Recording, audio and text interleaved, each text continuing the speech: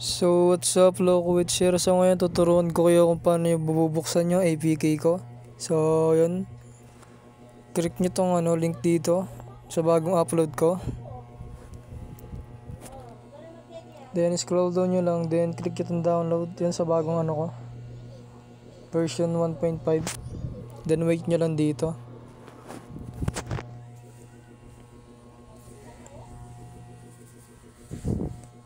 Then wait nyo lang yan, verifying, please wait yan. Then scroll down kayo, then may makikita ka ditong open.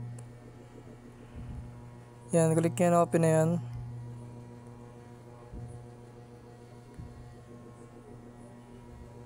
Then wait nyo lang yan, 8 seconds na yan.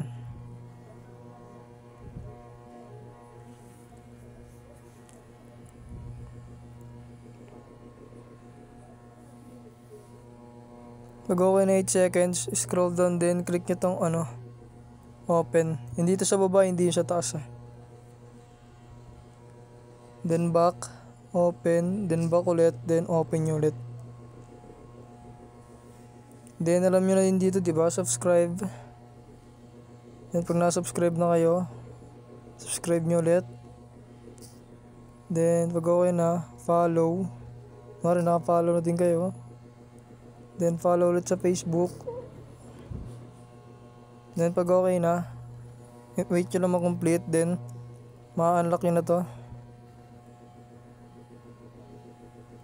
Then yun na, okay na. Pwede nyo na i-download yung APK ko. So yun, sana nasundan nyo. Bye bye.